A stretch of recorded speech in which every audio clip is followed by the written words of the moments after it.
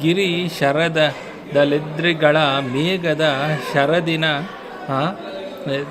ದಿನ ಅಬ್ರವನುರಗ ಬಾಣದಿ ನುರ ಭುಜಂಗವನ್ನೆನಲು ಶರದಲ್ಲಿ ತೀವ್ರ ಮಾರುತನ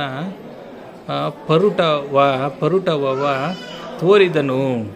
ಜನ ಉಬ್ಬರಿಸಲ ಅಡಿಗಡಿಗ ಗಂಧ ಭೂಪನ ಕೊರಳು ಕುಸಿದುದು. ಭೂಪನ ಕೊರಳು ಅಂದರೆ ಧೃತರಾಷ್ಟ್ರನ ಕೊರಳು ಕುಸಿದುದು. ನುಡಿಯ ನಾಟಕ ಹರ್ಷ ಭಾರದಲ್ಲಿ ಅಂದರೆ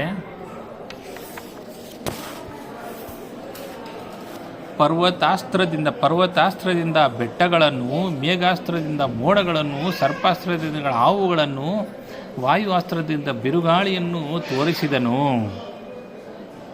ಅರ್ಜುನನ ಕೌಶಲ್ಯಕ್ಕೆ ಜನರು ಸಂತೋಷದಿಂದ ಉಬ್ಬಿದರು. ಅರ್ಜುನನನ್ನು ಹೊಗಳುತ್ತಿರುವುದನ್ನು ಕೇಳಿ ಧೃತರಾಷ್ಟ್ರನ ಕೊರಳು ಕುಸಿಯಿತು ಎಂದು.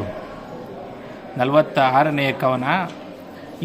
ಇವರ ಮುಖವರಳಿದವು ಗಂಗಾಭವ ಕೃಪ ದ್ರೋಣಾದಿಗಳ ಬಳಿಕ ಕವರ ತಲೆವಾಗಿದವು. ಧೃತರಾಷ್ಟ್ರಾದಿ ಕೌರವರ ಇವರ ಜನನೀಯ ಮುಖದ ಸುಮ್ಮಾನವು, ದುರ್ಯೋಧನನ ಜನನೀಯ ಜವಳಿ ದುಮ್ಮಾನವು ಬಣ್ಣಿಲರಿಯೇ ನಾನಿಂದ. ಅಂದರೆ ಭೀಷ್ಮ ದ್ರೋಣ ಕೃಪರ ಮುಖಗಳು ಸಂತೋಷದಿಂದ ಹರಳಿದವು. ಧೃತರಾಷ್ಟ್ರನ ಕೌರವನ ತಲೆಗಳು ಬಾಗಿದವು. ಕುಂತಿಯ ಮುಖದಲ್ಲಿ ಸಂತೋಷವು ಕಂಡು ಬಂದರೆ ಅದಕ್ಕೆ ಇಮ್ಮಡಿಯಾದ ದುಃಖವು ಗಾಂಧಾರಿಗುಂಟಾಯಿತು. ಅದರ ಭಾವಗಳನ್ನು ನಾನು ವರ್ಣಿಸಲಾರೆ ಎಂದು ಕವನದಲ್ಲಿ ತಿಳಿಸಿದ್ದಾರೆ. ಧನ್ಯವಾದಗಳು.